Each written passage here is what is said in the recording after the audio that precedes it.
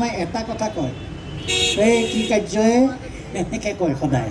সেই কথাটো মনত পৰিছে মোৰ আজি। ময়ো কওঁ কি কাৰ্যই, আমি লগ পালে দুইজনে দুজনক তেনেকৈ কওঁ, তাৰপিছতহে বেলেগ কথাবোৰ আহে। আকৌ মনোৰঞ্জন গগৈ এনেই বিভিন্ন অনুষ্ঠানত পাইছোঁ, ভালকৈ পাইছোঁ। বিশিষ্ট শিল্পী, জনপ্ৰিয় শিল্পী, আমাৰ সতীৰ্থ এজন এজনকৈ আমি হেৰুৱাই আহিছোঁ।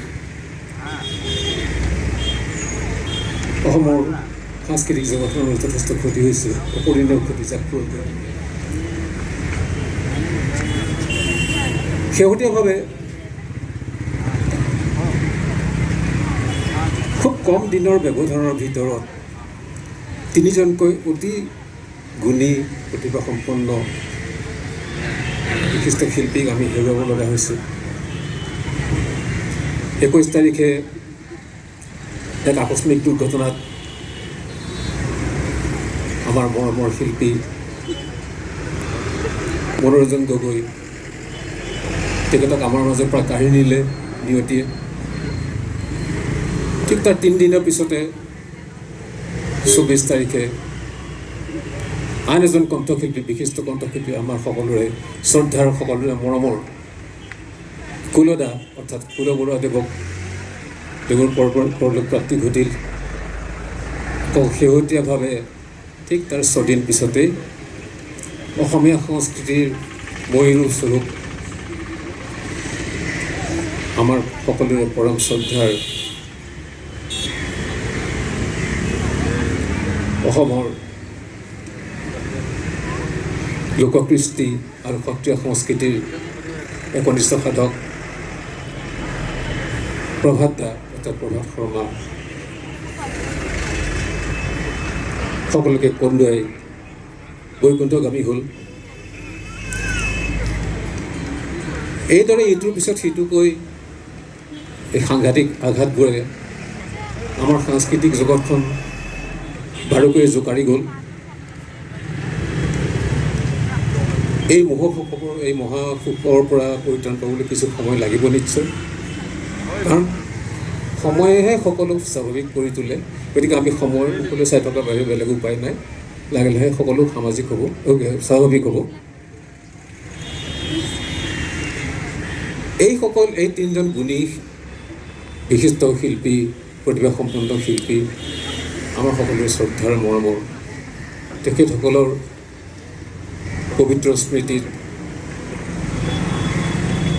প্ৰভাত শৰ্মা দেৱ, কুল বৰুৱা দেৱ আৰু মনোৰঞ্জন গগৈ দেৱৰ পবিত্ৰ স্মৃতিত আমি সকলোৱে গভীৰ শ্ৰদ্ধাঞ্জলি অৰ্পণ কৰিছোঁ আৰু তেখেতসকলৰ বিদেহী আত্মাৰ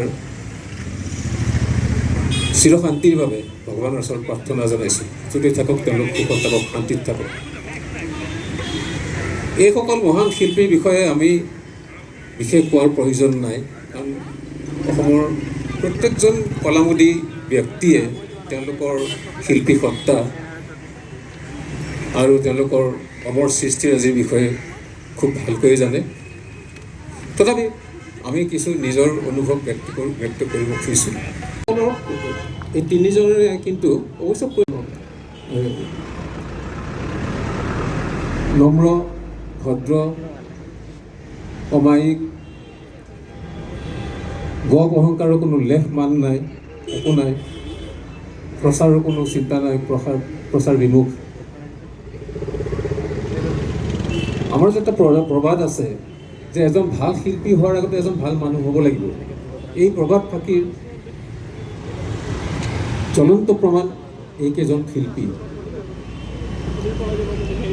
যে তেওঁলোক সঁচাকৈ ভাল মানুহ আৰু সেইকাৰণে হয়তো তেওঁলোক ভাল প্ৰকৃত শিল্পী হ'ব পাৰিছে, ভাল শিল্পী হ'ব পাৰিছে, মানুহৰ শিল্পী হ'ব পাৰিছে। এতিয়া প্ৰভাত দাৰ কথা ক'বলৈ গ'লে তেখেত অসমীয়া সংস্কৃতিৰ মহিৰুৰ স্বৰূপ। সুন্দৰ পৰিষ্কাৰ এযোৰ পাইজামা পাঞ্জাবীৰে সৈতে মূৰত কেতিয়াবা ৰঙা চন্দনৰ ফুট এটা, সেন্দুৰৰ ফুট এটা, সুন্দৰ দেশীতুল্য এজন ফুলন্তৰ পুৰুষ, যাক দেখিলেই শ্ৰদ্ধাত মূৰ খাই যায়। তেওঁ আছিল, তেওঁৰ কথা কোনে পাহৰিব আছিল, তেওঁ চকু মুদিলে তেওঁৰ মুখখন মনলৈ আহে। তেওঁ আছিলে জনকৃষ্টিৰ, লোককৃষ্টিৰ আৰু সত্ৰীয় সংস্কৃতিৰ এজন একনিষ্ঠ সাধক। তেখেতে এইখন পথাৰত তেওঁ তেখেতে বহুত কামেই কৰি গৈছে।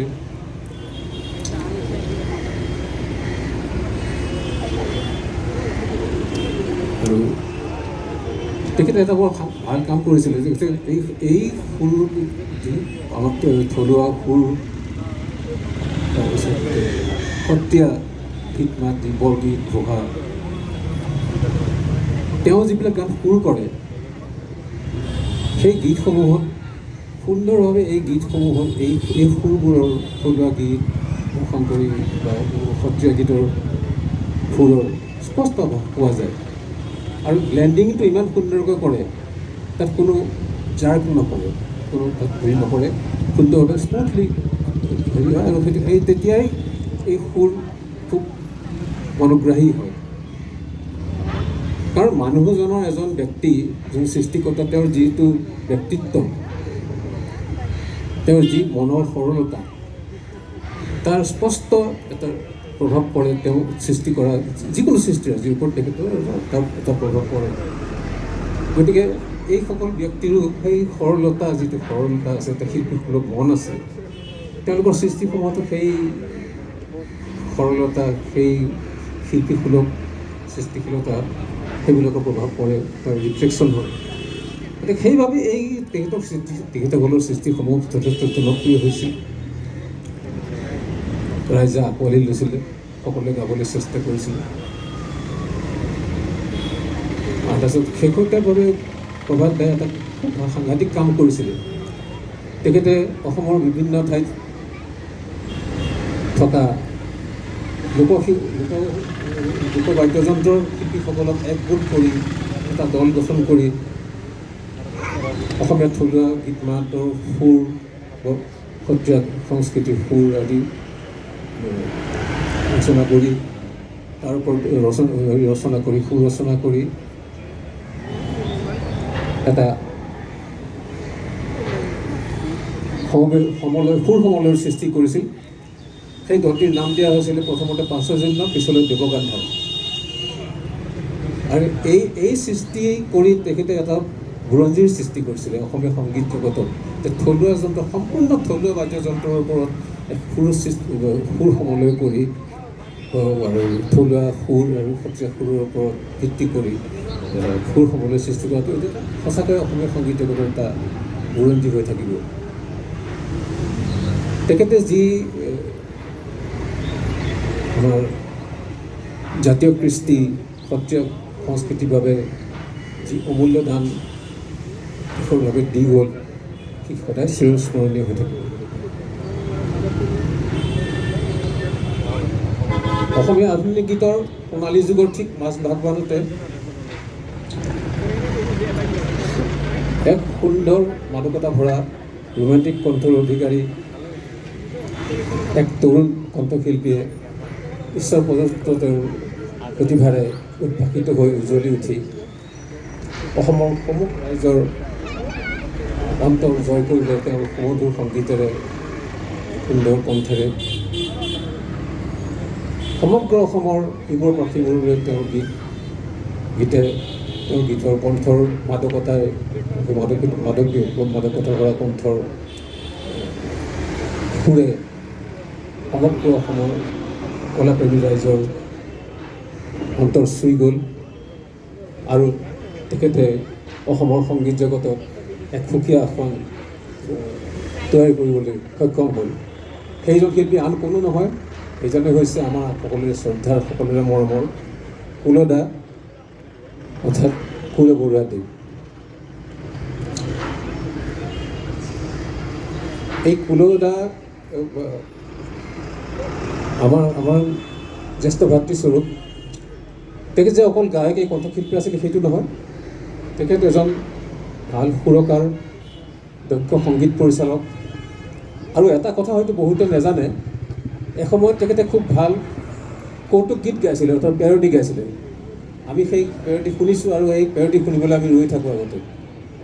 আৰু তেখেতে খুব ভাল হাৱাইন গীটাৰ বজাইছিলে, সুন্দৰ, মানে ইমান স্পষ্টকৈ বজাই গীতটো গাই থকা যেন পায় তেওঁ হাৱাইন গীটাৰ বজালে। সেই দৃশ্য আজি মোৰ চকুত ভাহি হয়। আমি তেতিয়া সৰু এইবিলাক দেখিয়ে আমি মানে তেখেতসকলৰ আদৰ্শৰ দ্বাৰা অনুপ্ৰাণিত হৈ আমাৰ সংগীতৰ ভেটি তৈয়াৰ কৰিছিলোঁ। আমাৰ ভাগ্যৱান সেইবাবে আমি নিজকে ভাগ্যৱান বুলি ভাবোঁ।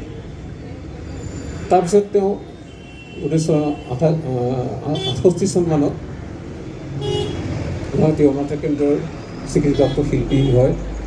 তাৰপিছত তেওঁ উভতি যোৱা নাই, বিভিন্ন কথাছবি, বিভিন্ন গীত, বহুতো গীত ৰচনা কৰিলে আৰু প্ৰত্যেকটা গীতেই হিট হয় তেখেতৰ, প্ৰত্যেকটা গীতেই জনপ্ৰিয় হয়।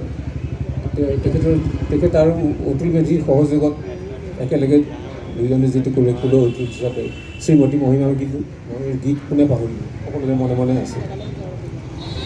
আৰু এটা বৰ আচৰিত কথা, কুলদাহঁতৰ গীতবোৰ কি কাৰণে, হয়তো তেওঁলোকৰ ব্যক্তিত্বৰ বাবে, হয়তো মই যিটো কথা আগতে কৈ আহিলোঁ যে ব্যক্তিত্ব ৰিফ্লেক্ট কৰে। তেতিয়াৰ প্ৰজন্মৰ শ্ৰোতা ৰাইজেও সেইসমূহ গ্ৰহণ কৰিছিলে, যথেষ্ট জনপ্ৰিয় হৈছিলে। আজিৰ প্ৰজন্মৰ যিসকল নতুন শিল্পী তেওঁলোকে কিন্তু এই গীতসমূহ সন্মানেৰে সৈতে আদৰি লৈছে, তেখেতসকলেও গাবলৈ চেষ্টা কৰে এই গীতসমূহ। এইটো খুব ভাল লক্ষণ, কাৰণ এজন শিল্পীৰ জীয়াই ৰাখিব পাৰি কেনেকৈ, তেওঁকতো জীয়াই ৰাখিব কোনো উপায় নাই বেলেগ। তেওঁৰ সৃষ্টিৰাজি, তেওঁৰ আদৰ্শ, এইখিনি যদি জীয়াই ৰাখিব পৰা যায় তেতিয়া শিল্পীজন আমাৰ মাজত সদায় জীয়াই থাকে, অমৰ হয়। গতিকে এই কুলদা সদায় হাফ চাৰ্ট পিন্ধে, এটা লং পেণ্ট পিন্ধে, খুব ৰোমান্টিক, খোজ কাটলবিলাকো ৰোমান্টিক, কথাবিলাকো বৰ ৰোমান্টিকভাৱে কয়, কিহে হ'ব এনেকৈ মাতে, বৰ ধুনীয়া, বৰ মিঠা মাতটো। আজি কিছুদিন আগতে তেখেত ঢুকোৱাৰ কিছুদিন আগতে গুৱাহাটী প্ৰেছ ক্লাবত এটা গীতৰ উন্মোচন হৈছিল। উন্মোচনৰ অনুষ্ঠানত তেখেতক লগ পাইছিলোঁ। তেখেতে হাঁহি মুখেৰে আহি পেলাই মাত দিছিলেহি, কিন্তু তেখেতক দেখি মোৰ মনটো খুব বেয়া লাগিছিলে, কাৰণ সেই আগৰ কুলদা নাই, তেখেতে খুব ক্লান্ত যেন অনুভৱ হৈছিল। হাঁহিটো যেন খুব ম্লান হাঁহি এটা, আগৰ যি উজ্জ্বল হাঁহি সেইটো নাই, আৰু মাতটো খুব স্তিমিত মাত এটা। তেতিয়া আমি গম পাইছিলোঁ যে কুলদাৰ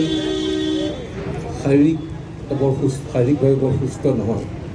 ভগৱানৰ ওচৰত প্ৰাৰ্থনা জনাইছোঁ যে তেখেতক অতি সোনকালে আৰোগ্য লাভ কৰে, কিন্তু সেয়া হৈ নুঠিল। কেইদিনমানৰ পিছত তেখেতৰ এই পৰলোক প্ৰাপ্তিৰ বাতৰিটো পালোঁৱেই।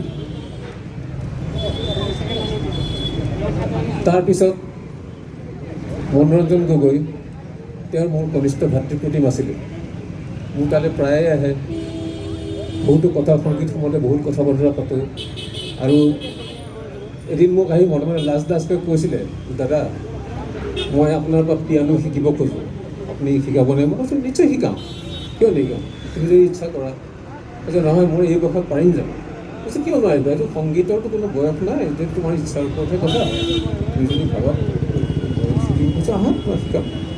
এইদৰে 2 বছৰমান তেওঁ মোৰ ক্লাছ কৰিছিলে, শিকিছিলে, আৰু বহুতখিনি বজাব পৰা হৈছিলোঁ। তাৰপিছত তেওঁ ৰিটায়াৰ কৰিলে, কৰাৰ পিছত নতুন ঘৰলৈ গ'ল, কোৱাৰ্টাৰ ঠিক আছে। কৈছিল মোক সদায় মাতে আমাক, দেখোন কোন ড্ৰাইভাৰ আহকচোন মোৰ ঘৰলৈ, আমি দুইটো কথা পাতিব অলপ। মই এনেকৈ যাওঁ থাকোঁতে কিন্তু যোৱা নহ'লগৈ। সেইজন এজন শিল্পী, কুলদাহঁতৰ পিছৰ প্ৰজন্মৰ শিল্পী, পিছৰ প্ৰজন্মৰ নেকি, পৰৱৰ্তী কালৰ শিল্পী। আৰু তেখেতো সেই একেই হেৰি আছিলে। তেওঁ মানে তেখেতৰ যিটো কণ্ঠ, সেইটো খুব কেটচি কণ্ঠ আছিলে। যি গীতে গাই ৰাইজৰ অন্তৰত বহি যায়। তেখেতে কিছু জনপ্ৰিয় গীত গাইছিল, সেই গীত যেনে বিহু তলিলৈ আহিবা, সেই গীতটো আজি কোনে নাজানে, সকলোৱে জানে। বহুত গীত গাইছে, আকাশবাণী যোগে তেওঁ বহুতো গীত গাইছে। পিছলৈ আকাশবাণী অসমীয়া আধুনিক গীতত তেওঁ এই গীতৰ শিল্পী হ'ল হিচাপে স্বীকৃতি পালে। আৰু তেওঁ অকল আধুনিক গীত, অসমীয়া আধুনিক গীতেই নহয়, গজলো খুব ভাল গাইছিলে। গজলৰ তেওঁ বি হাই গ্ৰেডৰ আৰ্টিষ্ট ৰূপে স্বীকৃত হ'ল আকাশবাণী। সুন্দৰ সুন্দৰ গজলো তেওঁ গাইছিলে।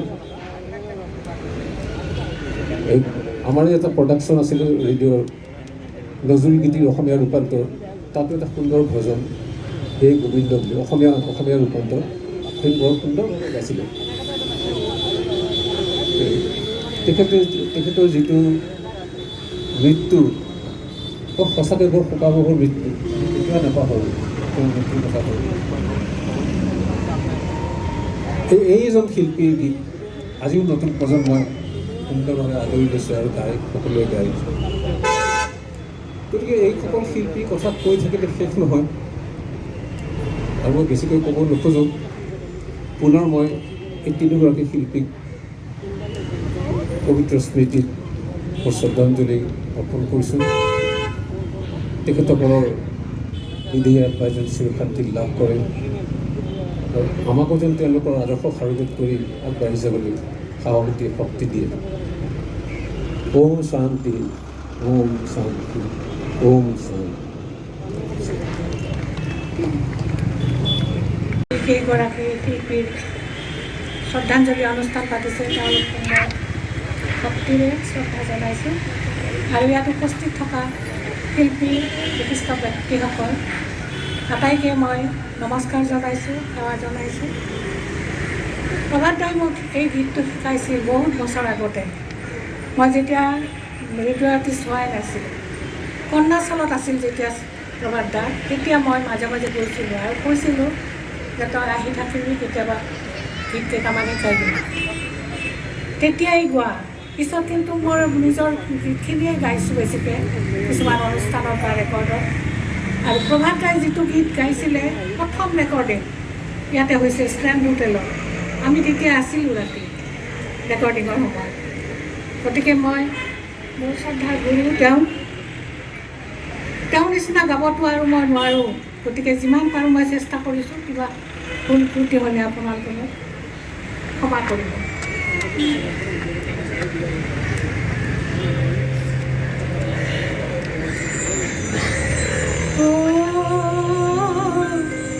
শংকৰে বোলে বাণী ভকত মাতি আনি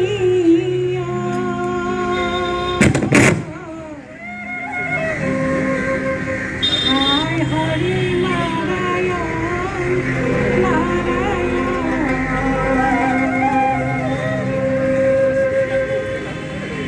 আজি মোৰ দেহাৰ নাই ভাল হে বাবু পগে মোৰ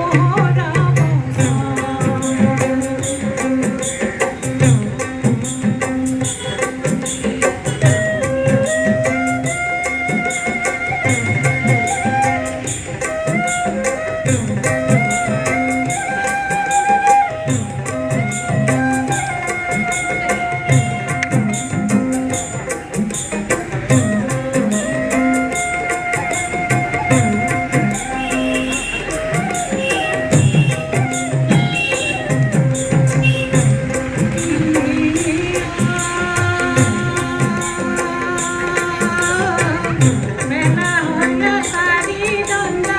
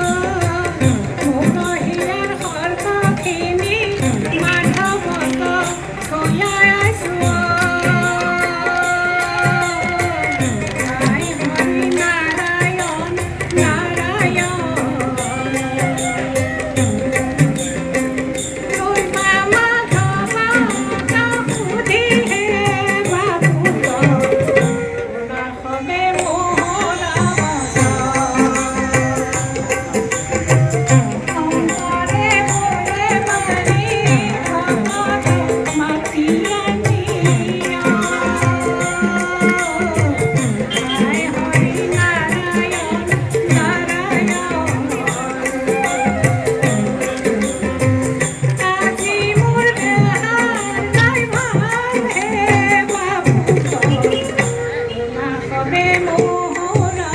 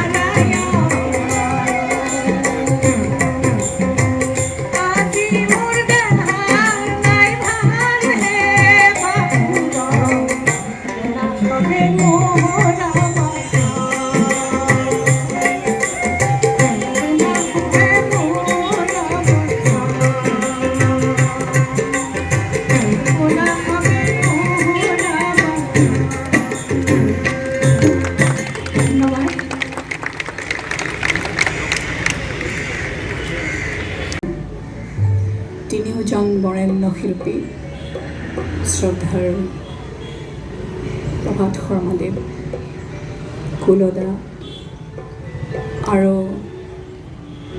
একেলগে গীত গোৱা মনোৰঞ্জন আটাইলৈ শ্ৰদ্ধাঞ্জলি জনাইছোঁ। মই এই গীতটিৰেই তিনিওজনলৈ মই শ্ৰদ্ধা নিবেদিছোঁ।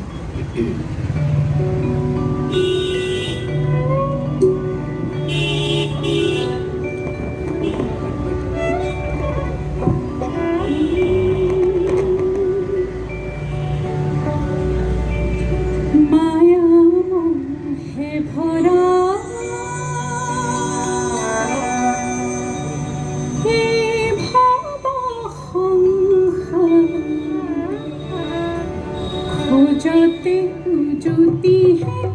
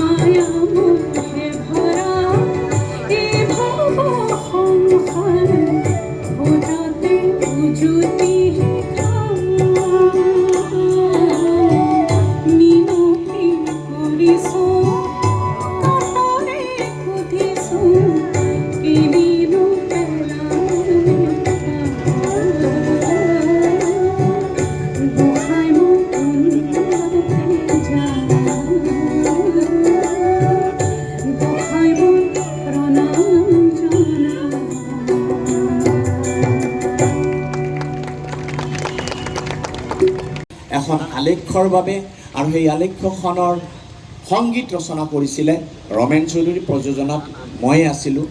গতিকে এনেকুৱা গুণী শিল্পী, মহৎ শিল্পী কৈ থাকিলে কথা ওলাই থাকিব, মই বৰ দীঘলীয়া কৰিব নাযাওঁ। ইতিমধ্যে বহুতে ক'ব আৰু মই এই চেগতে তিনিওগৰাকী এই অশেষ গুণী মহৎ বুলি কৈছোঁ, ক'বই লাগিব মহৎ শিল্পী আৰু আমাৰ অতি শ্ৰদ্ধাৰ তেওঁলোক য'তেই আছে, য'তে শান্তিৰে আছে, সুখেৰে আছে আৰু তেওঁলোকে একেলগে আছে আৰু একেলগে আমাক আজি দেখি আছে, সকলোকে আশীৰ্বাদ কৰি আছে আৰু তেওঁলোকৰ আত্মায়ো শান্তি পাইছে। মই ভগৱানৰ ওচৰত পুনৰবাৰ তেওঁলোকলৈ শ্ৰদ্ধাঞ্জলি জনাইছোঁ আৰু আপোনালোক সকলোলৈকে মোৰ আন্তৰিক সেৱা, লগতে গোসদৌ গুৱাহাটী ছাত্ৰ সন্থা আৰু এই সাংস্কৃতিক প্ৰতিটো দললৈকে মোৰ অশেষ ধন্যবাদ জ্ঞাপন কৰি মোৰ বক্তব্য সামৰিছোঁ। ধন্যবাদ।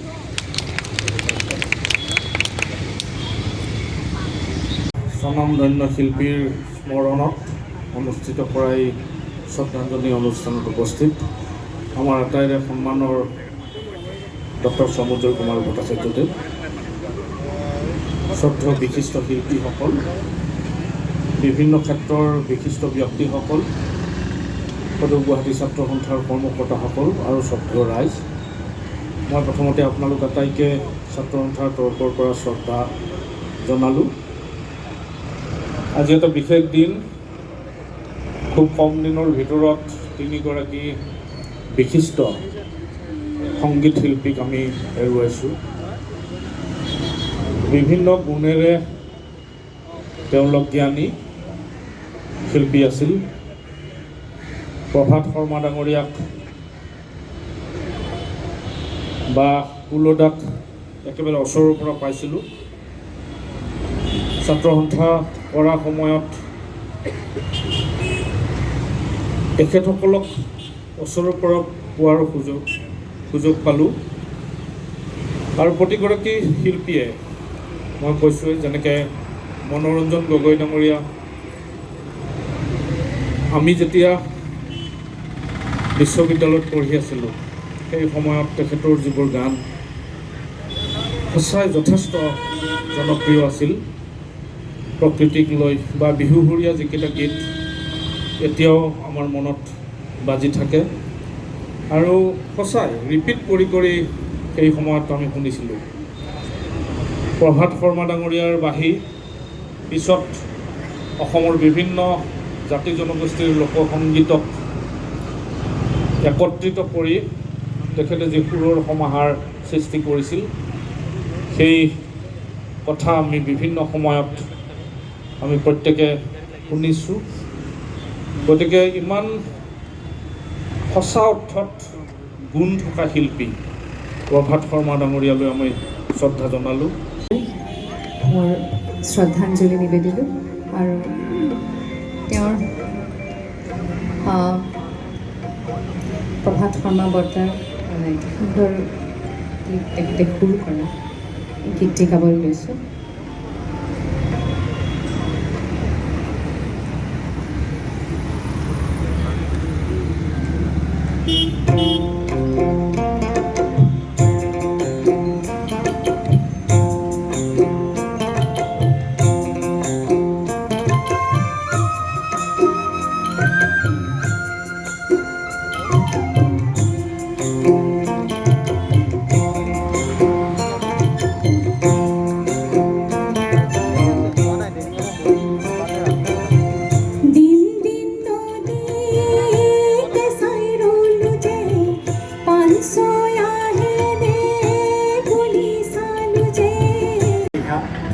এই তিনিজন মানুহৰ লগতে বস্তুটো খাপ খাই যায়। চাৰিটা লাইন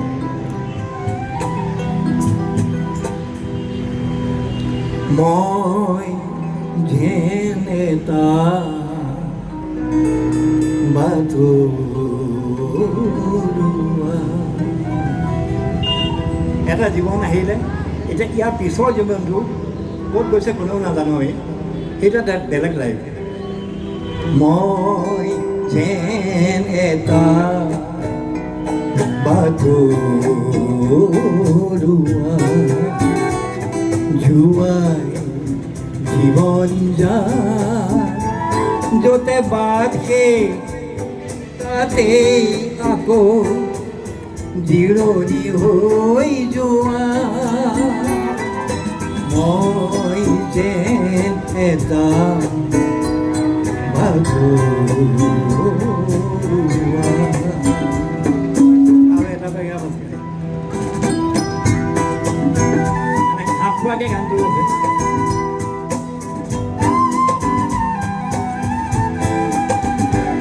প্ৰভাতে বৈ আছে তুমি বোজা নাই প্ৰভাতে বৈ আছে পাৰ হৈ মই অহাখিনি মোৰ আগলৈ যোৱাৰো পাৰ হৈ মই অহাখিনি মোৰ আগলৈ যোৱাৰ আগলৈ যাবলৈ বাকী থকাখিনি এতিয়াৰ সম্ভৱ আগলৈ যাবলৈ বাকী থকাখিনি এতিয়াৰ সম্ভৱ শেষ নাই এই যাত্ৰা শেষ নাই এই যাত্ৰা শেষ নাই এই যাত্ৰা এইটো দ্বিতীয় যাত্ৰা তেখেতসকলৰ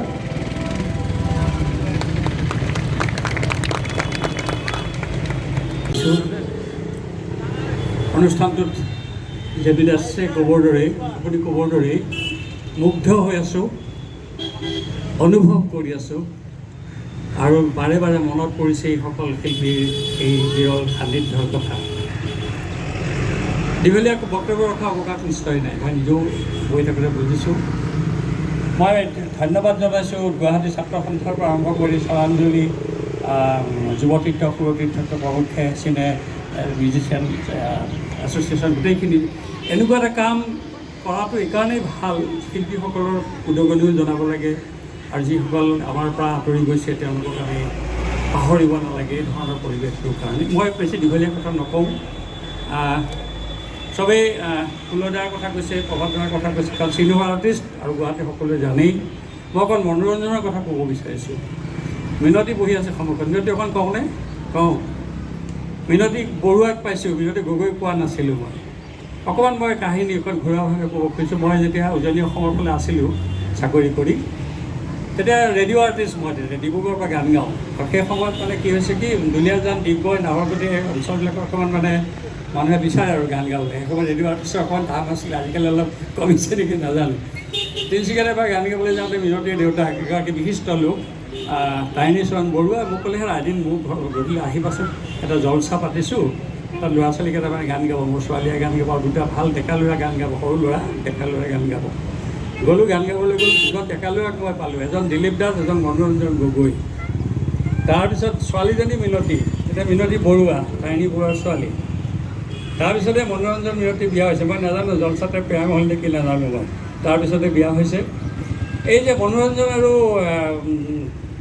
দিলীপ দাসৰ বিষয়ে মোক সুধিছিলে তাইনী দাই তেখেত মই মিনতীৰ দেউতাকে যে ইহঁতে গান গাব পাৰিবনে মানে পাৰিব খালি মনোৰঞ্জনে অলপমান মানে অকণমান অকণমান কৌকাৰ এইবিলাক চাউণ্ডবিলাক অলপ ঠিক কৰিব লাগিব তিনিজন ৰেডিঅ' আৰ্টিষ্ট হৈ গ'ল মিনতীও হ'ল তেওঁলোক তেতিয়া সেইখিনি সময়ত 80ৰ দশকত মই ডিব্ৰুগড়ৰ পৰা গান গাওঁ তেতিয়া মোৰ এটা গান খুব মানে অলপমান খুব বুলি নকওঁ মানে লৈছিলে আমোলমোল শেৱালীৰ গণে হৃদয় গানটো সেইটো গানৰ সময়ত মনোৰঞ্জনৰ এটা গান খুব হৈছিলে বহাগ ধুনীয়া জোনালী সন্ধিয়া এইটো প্ৰশান্ত বৰদলৈ দাদাৰ গান এইটো প্ৰশান্ত বৰদলৈ আছে কিন্তু দেখিছিলোঁ মই তেখেতৰ এইটো আছে বহি আছে সেই সময়ত মানে দুটা গান কিন্তু মই নকওঁ বেলেগ গান নাই কিন্তু বহাগ ধুনীয়া আৰু আমোলমোল শেৱালীৰ গান এই দুটা গান খুব জনপ্ৰিয় হৈছিল আৰু তেতিয়া মোৰ মিনতীহঁতৰ লগত বা মনোৰঞ্জন দিলীপ দাসৰ লগত সেই আছে নেকি তাৰপিছত তিনিজন ৰেডিঅ' আৰ্টিষ্ট হ'ল আৰু এটা কথা অনুপম দাই কৈছিল যে হেৰিয়ে মনোৰঞ্জনে গজল গায়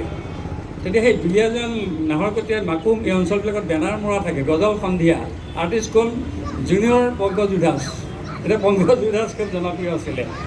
তেতিয়া শুনিলোঁ পংকজ দাস আহিব বোলে, নহয় বোলে মনোৰঞ্জনে গজল মনোৰঞ্জনৰ গজলৰ সন্ধিয়া। গতিকে এনেকৈ তেওঁক লগ পাইছিলোঁ আৰু তেওঁ আহিল পিছত গুৱাহাটীলৈ। খুব কম সময়ৰ ভিতৰত তেওঁ লগ পালে, কি কয়, সাংস্কৃতিক জগতখন পৰিচিত হ'ল। কিন্তু অকাল মৃত্যুটো সঁচাকৈ বৰ অসহনীয় আৰু মই মিনতীহঁতৰ পৰিয়াললৈ মই সমবেদনা জ্ঞাপন কৰিছোঁ। গতিকে মই ক'বলৈ বিশেষ নাই। আৰু বাকী ক'বলৈতো বহুত থাকে। প্ৰভাৱ দাৰ বিষয়ে এটা সৰু কথা কওঁ। দূৰদৰ্শন কেন্দ্ৰই এবাৰ মানে মোক মিনতী চৌধুৰী আছিলে প্ৰগ্ৰেম এক্সিকিউটিভ, ভাৰতী শৰ্মা মাতিলে, মাতি ক'লে মিনতীৰ লগত মিনতী বৰুৱা চৌধুৰীৰ লগত বোলে আগৰ তেজপুৰৰ সম্পৰ্ক, ক'লে যে এটা ছিৰিজ অফ মানে প্ৰগ্ৰেম আমি দূৰদৰ্শনত কৰিম। চিনিয়ৰ আৰ্টিষ্টবিলাক যেনে দীপালী বাইদেউ আছে, লক্ষৰেখা বাইদেউ আৰু প্ৰভাত শৰ্মা, এনেকৈ চিনিয়ৰ আৰ্টিষ্টখিনিৰ এটা আৰ্কাইভত ৰাখিবৰ কাৰণে এটা ছিৰিজ অফ প্ৰগ্ৰাম তেওঁলোকে কৰিব। আৰু এই প্ৰগ্ৰেমবিলাক লাইভ হ'ব, প্ৰায় 1.5 ঘণ্টা ধৰি প্ৰগ্ৰেমবিলাক লাইভ হ'ব আৰু লাইভ টেলিকাষ্ট হ'ব। মই ক'লো অসম্ভৱ দেই, মই প্ৰভাত আৰু দীপালী বাইদেউৰ বিষয়ে নাজানো। তেতিয়া নহয় তুমি অলপ হোমৱৰ্ক কৰিব লাগিব, তেখেতসকলক ঘৰলৈ যাব লাগিব। তৰালি বহি আছে জানে, মই প্ৰভাত দাৰ ঘৰলৈ প্ৰায় এসপ্তাহতকৈ বেছি গৈছোঁ, ৰাতিপুৱা গধূলি প্ৰায় যাওঁ। আৰু এইকাৰণে হোমৱৰ্ক কৰিবৰ কাৰণে গৈছোঁ, কাৰণ প্ৰভাত দাৰ গোটেই জীৱন সংগ্ৰাম।